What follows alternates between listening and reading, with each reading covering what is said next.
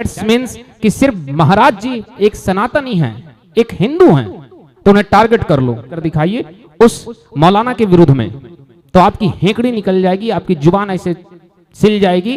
आप मैंने उत्तर प्रदेश के लखनऊ की गद्दी से लेकर पटना की गद्दी तक देख लिया, सारे महिला सम्मानवादी मुंह में उंगली डालकर ऐसे बैठे हैं जैसे दूध दही जम जाए और उसमें कीड़े लग जाएं तो हम फेंक देते हैं। आज स्त्री का चरित्र, नारी चरित्र, बड़ा सुंदर एक व्याख्या आती ना कि जिसमें चाणक्य कहते हैं कि स्त्री का सबसे बड़ा धन उसकी चरित्र और उसका सौंदर्य होता है। अगर स्त्री सुंदर है तो उसे उसकी सौंदर्य से उसे सम्मान मिल जाएगा, अगर स्त्री चरित्रवान है तो उसे चरित्र से सम्मान मिल जाएगा। तीसरा कोई कारण नहीं जिससे स्त्री को सम्मान मिल सके। उसी तरह पुरुष के दो सबसे बड़े धन होते हैं, एक धन और दूसरा धैर्य।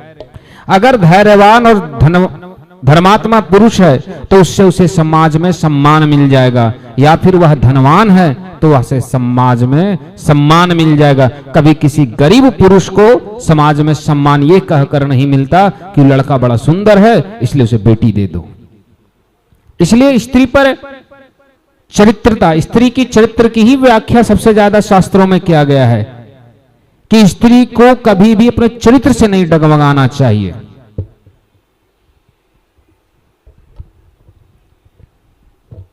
अभी एक महाराज जी का वीडियो वायरल हो रहा है। एक वीडियो में देख रहे हैं कि महाराज जी कह रहे हैं कि 25 साल की लड़कियां 4 जगह पहले से ही संबंध बना चुकी होती, वो गलत होती, ऐसे ऐसे शब्दों का प्रयोग कर रहे हैं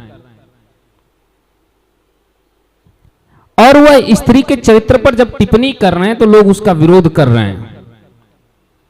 परंतु प्रश्न यह है कि स्त्री के चरित्र पर प्रश्न तब उठता है जब चरित्र को बचाने के लिए लोग उसे गलत दृष्टिकोण दे देते हैं। आपने जिस रिश्ते को लिव इन रिलेशनशिप बताया, अर्थात लेडीज गर्ल्स बॉयज के दोस्ती को गर्लफ्रेंड और बॉयफ्रेंड बताया, कोर्ट ने जिसे लविंग रिलेशनशिप मान लिया, जिसे प्रेम मोहब्बत मान लिया गया, उसे ही शास्त्र में वैश्य प्रवृत्ति बताया गया है। हमारे जो वैश्य शब्द है इस क्या है, अवैध संबंध को ही प्रवृत्ति, वैश्य प्रवृत्ति कहते हैं। इसमें कोई किंतु परंतु और संदेह नहीं है। परंतु लोग इसमें विवाद कर रहे हैं कि महाराज जी ऐसा क्यों बोल दिए कि स्त्री 25 साल में ऐसा हो चुकी होती है। उन्होंने कहा कि ज्यादातर लड़कियां, बहुत लड़कियां, और ज्यादातर आज समाज को अगर खुली दृष्टिकोण से देखिए, आंखों को बंद मत कीजिए, आपको स्वयं समझ में आ जाएगा कि कितनी सभ्यता है हमारे समाज में बची हुई। अगर समाज को एक दृष्टिकोण दें कि कौन सही है और कौन गलत है तो आपको स्वयं पता चल जाएगा कि महाराज जी तो कम बोल रहे हैं, यहां तो कुछ तो उससे भी आगे हैं। और लोग इसका विरोध कर रहे हैं कि महाराज जी ने यह टिप्पणी बहुत बड़ा कर दिए। लेकिन उन लड़कियों और उन लोगों से सिर्फ एक प्रश्न मेरा भी है कि ठीक है, विरोध कीजिए, यह आपका अधिकार है। इसी उत्तर प्रदेश में एक मौलाना पकड़ाया गया है जो लड़कियों को बहलाता है, फुसलाता है, उसका धर्मांतरण करता है, स्त्रियों को अपने प्रेम जाल में फंसाने के लिए 15-15 लाख एक युवाओं को बांट रहा है। बताइए कितनी लड़कियां सड़क पर उतरी। दैट्स मीन्स कि सिर्फ महाराज जी एक सनातनी हैं, एक हिंदू हैं, तो उन्हें टारगेट कर लो। माना कि हमारी 100 विवाद आपस में हो सकती है, लेकिन एक बात याद रखिएगा, वो उनको इतना सॉफ्ट टारगेट इसलिए बनाया जा रहा है क्योंकि वो हिंदू हैं।